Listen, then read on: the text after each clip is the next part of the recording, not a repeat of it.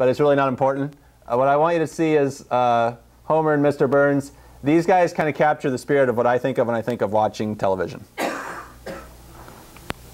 Any party early, homie, old boy? More champagne? You know, Mr. Burns, you're the richest guy I know.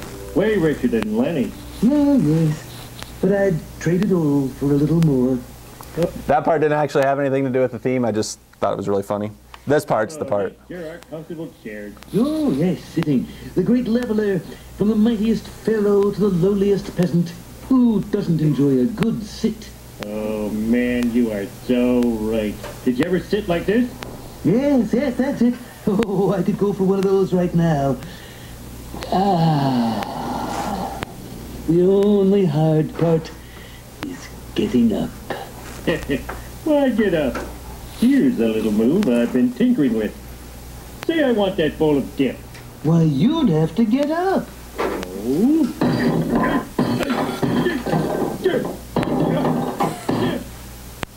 Sir, I am in your debt. Use it wisely, my friend. Okay. What I find, and what I've actually found online, I'm going to show you here in a second, is that when we watch television, again, for entertainment, when we're not trying to get something done, if we're watching television just to watch television, the mood we tend to find ourselves in is one of just being very relaxed and sort of very passive. Versus when we're online, when we're using a computer, it's a more active medium, meaning I'm more involved. And the reason I'm showing you this, I want you to go to this website really quickly. You're welcome to if you like, but I will display it and we'll see everything we need. I was looking for, our purpose today has to do with digital reading and how reading is different in a one-to-one atmosphere. And what I kept finding, and I found it in kind of a strange place, this is actually a person who's an expert on designing websites for businesses, basically. And they've done all this research on consumer behavior on the internet and how people look at the internet. And what the overwhelming theme in this graphic shows it pretty well. This person talks about how for advertisers have to know how people are different in a digital environment. And when they were watching TV, these were the things that tended to describe them.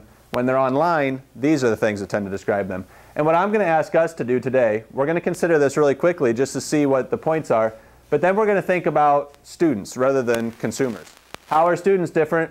Like even probably many of us in this room, how are we different when we grew up where our basic medium was television versus how kids are different today whose basic medium tends to be the web and all of its related technologies. So if you talk about the audience, for example, and this one I found to be very true. Television tries to reach a mass audience, and that's still true today to some degree. Whereas on the web, everybody can seek out what their special interests are. Even television is shifting more toward this. You're seeing more programs on networks like FX or HBO becoming much more successful because people tend to go to places that deliver their particular kind of programming. Whereas maybe Modern Family still does it, but there are fewer Cosby shows and so forth that are trying to appeal to everybody. And here's the big one. If you get down to this idea of the user experience, this is the one that I really want to highlight. If we're watching television, we tend to be very passive.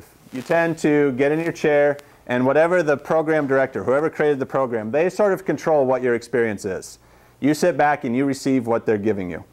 Whereas if you're online, you tend to have much more power. It's at your fingertip. You can go where you want to go and direct your own entertainment in this experience. So what I'm going to ask us to do here in a second is consider how this affects us as students, how learning environments might have similarly shifted. And again, so that's kind of our purpose for today. We're going to analyze the impact of these changes on student learning. So we're going to try to take it from here, and instead of worrying about what consumers are doing, think about what students. And then finally, the second half, we're going to talk about will promote more student choice and put students more in control, since that's what they're trained to do nowadays. Okay? So with that in mind, if you would please, if you go back to the lesson plan,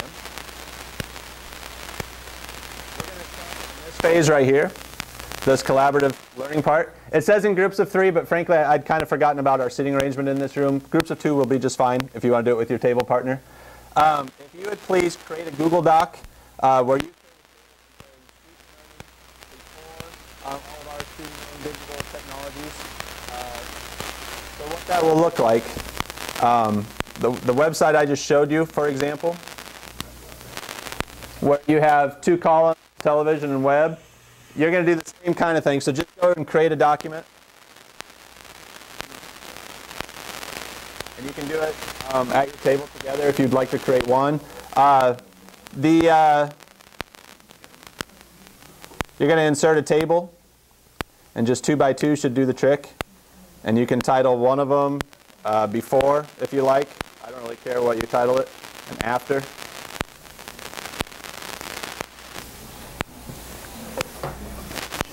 Now what I would, one little thing here, one little caveat. The only reason I had said groups of 3 originally was because Fisher and Fry talk about productive group work. That's more of an ideal number than 2. One thing I would like you to do, and it's going to seem a little less relevant only being in groups of 2, but I'd still like you to do it.